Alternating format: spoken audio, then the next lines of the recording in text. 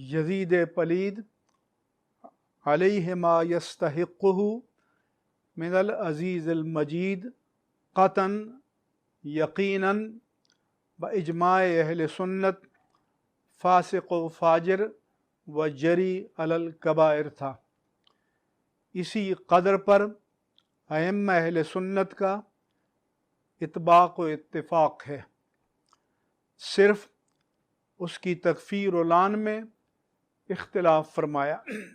واقعہ کربلا میں یزید نے حضرت حسین کو شہید کروایا تھا۔ میرا بھائی بات یہ ہے کہ اقتدار تو یزید کا تھا نا، حکومت اسی کی تھی، تو اس لیے اس کی ذمہ داری سے وہ بری تو نہیں ہو سکتا۔ واقعہ کربلا سے بھی بعض اعتبارات سے زیادہ بھیانک اور زیادہ گھناؤنا واقعہ بنو امیہ کی تاریخ ہے، جس کو لوگ جانتے ہی نہیں۔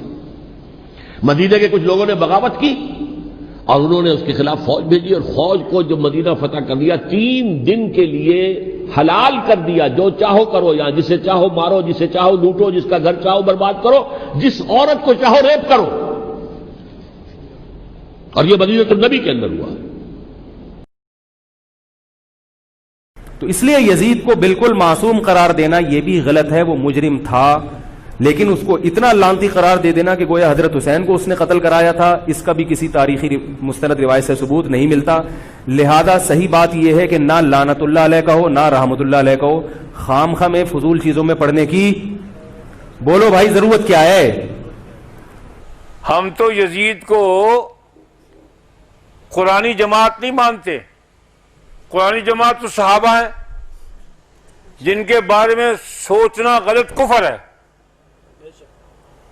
اور یزید کے بارے میں جو مرضی سوچتے رہو، ہم تو نہ گالی دیتے نہ تعریف کرتے ہیں۔ دیکھیں صاحب، بالکل چھنی چھنائی بات ہے کہ ہم یزید کو فاسق سمجھتے ہیں۔ ہم ایک جملہ یزید کی تعریف میں نہیں کہتے۔ انتہائی بےہودہ آدمی تھا، پرلے درجے کا فاسق و فاجر تھا، اور مسلمانوں کا خون بہانے والا۔ پچھلی پوری امت نے، یہ اب کچھ 2-4 بے وقوف پیدا ہو گئے ہیں، یہ یزید کو سر پہ چڑھائے ہوئے ہیں، اور کچھ پہلے بھی ایسے تھے، ایک طبقہ تھا، اور یزید کو وہ پیغمبر علیہ السلام سے معاذ اللہ برتر سمجھتا تھا۔ ان سارے بدبختوں کو چھوڑ کے یزید جیسے آدمی کی کوئی تعریف کرے گا؟ ائمہ کے درمیان اس پہ بحث ہوئی ہے کہ یزید مسلمان بھی تھا یا نہیں تھا، تو اس لیے یزید کے بارے میں صاف ہے۔ حنفی فقہا میں 2 گروہ، کچھ اسے کافر کہتے ہیں، کچھ اسے فاسق کہتے ہیں، اس سے زیادہ کیا بات ہو۔ بہت سے لوگ یزید کے حق میں ہیں، وہ ایک حدیث مبارک کو پیش کرتے ہیں کہ نبی کریم صلی اللہ علیہ وسلم نے ارشاد فرمایا کہ جو قسطنطنیہ کی جہاد میں شرکت کرے گا اس کے لیے مغفرت کا وعدہ ہے، مغفور اللہم، ان کی معافی ہے، ان کے گناہ معاف کر دیے جائیں۔ تو بعض لوگوں کا کہنا ہے جو یزید کے حامی ہے کہ جب یزید قسطنطنیہ کی جہاد میں شریک ہوا ہے، اس کی گناہ کی معافی کا وعدہ اللہ کے نبی نے فرما دی ہے، تو آپ ان کو فاسق اور فاجر کس بنیاد پہ کہتے ہیں؟ یہ بات اچھی طرح ذہن نشین فرما لیں۔ کسی بھی عمل صالح پر جب معافی کا وعدہ ہوتا ہے کہ جو شخص یہ نیک کام کرے گا اس کے گناہ معاف کر دیے گے، اس کا معنی یہ ہوتا ہے کہ اس کے گزشتہ سال کے گناہ معاف کر دیے جائیں گے، یہ نہیں کہ اس کے آئندہ جو گناہ کرے گا وہ بھی معاف کریں گے۔ ہاں البتہ بعض اعمال پر اگر اللہ کے نبی اور بعض شخصیات کے بارے میں رسول اللہ صلی اللہ علیہ وسلم کسی خاص موقع کی مناسبت سے اعلان فرما دیں کہ ان کے بعد والے گناہ بھی معاف ہوں گے یا بعد والے معاملات اور مواخذہ بھی نہیں ہوگا، یہ بالکل الگ بات ہے۔ جس طرح بدرین صحابہ کرام کے بارے میں رسول اللہ صلی اللہ علیہ وسلم کا ارشاد ہے کہ یہ بعد میں بھی جو کچھ کریں گے اس پر بھی ان کا مواخذہ نہیں، وہ چونکہ تصریح آ گئی ہے لہذا اس پر ہم کو بات نہیں کر سکتے۔ ہاں عام اصول یہ ہے کہ جب بھی کسی نیک عمل کی وجہ سے معافی کا وعدہ ہو تو گزشتہ گناہوں کی معافی کی بات ہوتی ہے، آئندہ گناہوں کے معاف ہونے کا اس میں اعلان نہیں ہوتا۔ اسی طرح اب یہ بات یہاں بھی سمجھے، قسطنطنیہ کے جہاد میں جو شریک ہوگا اس کے گناہ معاف ہیں۔ کیا مطلب؟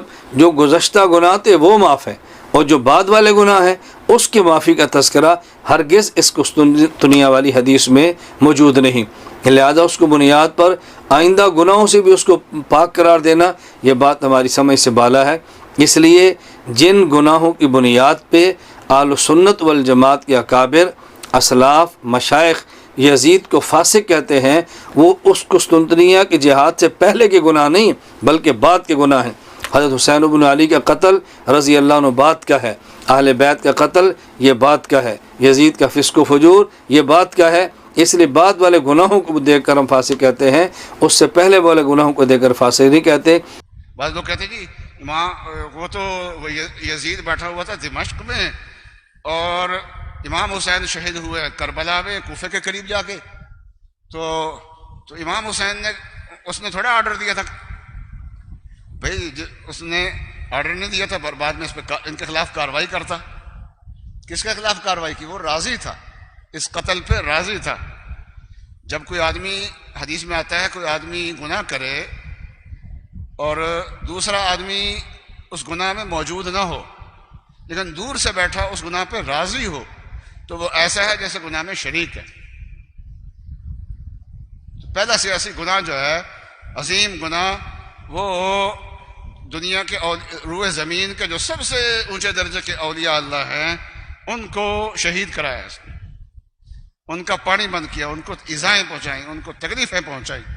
دوسرا کام انہوں نے کیا کہ مدینے پہ چڑھائی کی یزید نے فوج بھیج کے، کیونکہ اہل مدینہ نے یزید کی حکومت تسلیم کرنے سے انکار کر دیا تھا۔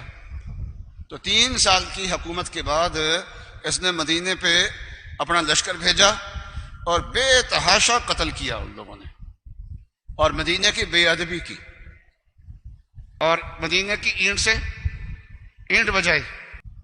پھر جناب تیسرا اس کا سیاسی گناہ وہ یہ ہے کہ اسی لشکر کو اس نے مکے بھیجا، اس لیے کہ مکے والے بھی اس کی حاکمیت کو تسلیم نہیں کرتے تھے، اور عبداللہ ابن زبیر تھے وہاں پہ حاکم، تو وہاں عبداللہ ابن زبیر کی حکومت ختم کی جائے، تو مکے کا محاصرہ کیا اور مکے پہ پتھر پھینک کے، منجنیق توپے لگا کے، اور بیت اللہ شریف کی دیواریں ہل گئی، اور بیت اللہ شریف کا جو غلاف تھا وہ جل گیا، اور اس طریقے سے مکے کی اور بیت اللہ شریف کی بے ادبی چل رہی تھی، ادھر ادھر بے ادبی ہو رہی تھی، ادھر دمشق میں یزید فوت ہوا ہے اس حالت کے اندر۔ یزید کا کوئی صحابیت نہیں ہے، یزید تابی بھی نہیں ہے۔ دیکھیں، صحابی کے لیے صحبت ہونا ضروری ہے۔ نبی کو دیکھ لیا صحابی نے، کوئی عمل نہیں کر سکا، فوت ہو گیا، جنت واجب ہے، یقینی ہے، اس پر بخشا ہوا ہے صحابی۔ لیکن تابی کے لیے صحبت نہیں ہے شرط، تابی کے لیے کیا ہے؟ اتباع، صحبت کے ساتھ اتباع۔ حضور نے صحابی کے لیے لفظ صحابی کہا، تابی کے لیے تابی کا لفظ، تابی ہر دیکھنے والا صحابی کو تابی نہیں ہوتا، ورنہ مروان بھی تابی ہے، پھر عبد الملک بھی تابی ہے، سلیمان بھی تابی ہے، ابن زیاد بھی تابی بن گیا، کیونکہ صحابہ کا تو دیکھا ابن زیاد نے، شمر نے بھی دیکھا ابن زیاد صحابہ کو، انس بن مالک کو دیکھا۔ صحابی کو دیکھنے والا تابی نہیں ہوتا بلکہ صحابی کی اتباع کرنے والا تابی ہوتا ہے۔ یزید تابی نہیں ہے، یزید صحابی نہیں ہے، یزید متقی بھی نہیں ہے، بعد میں پرہیزگار بھی نہیں ہے۔ فتاوی ابن تیمیہ کے اندر لکھا ہے، عربوں کے مفتی ابن تیمیہ جن کو عرب لوگ تقلید کرتے ہیں، وہ فتاوی ابن تیمیہ کے اندر ہے، جب آپ کے بیٹے صالح بن احمد بن حنبل کہنے لگے ابا جان کیا یزید کی کوئی تعریف کر سکتا ہے، تو آپ نے فرمایا وَهَلْ يُحِبُّ يَزِيدَ أَحَدٌ يُؤْمِنُ بِاللَّهِ وَالْيَوْمِ الْآخِرِ، کا کوئی یزید کی تعریف کر سکتا ہے جو آخرت پہ ایمان رکھتا ہو؟ یہ کیسے ہو سکتا ہے جس کو مرنے کے بعد رسول اللہ کے سامنے کھڑے ہونے کا یقین ہے، اور وہ یزید کی تعریف کر کے نواسہ رسول کو نعوذ باللہ اپنے دل میں محبت کم کرتا ہے؟ تو اس لیے یاد رکھیے، اہل سنت والجماعت علماء دیوبند کا اس پر مسلم رائے یہی ہے کہ یزید فاسق تھا اور اس کی تعریف نہیں کرنی چاہیے۔ اس نے جو گناہ کیا ہے وہ گناہ کوئی چھوٹا نہیں ہے، وہ کوئی چھوٹا گناہ نہیں ہے۔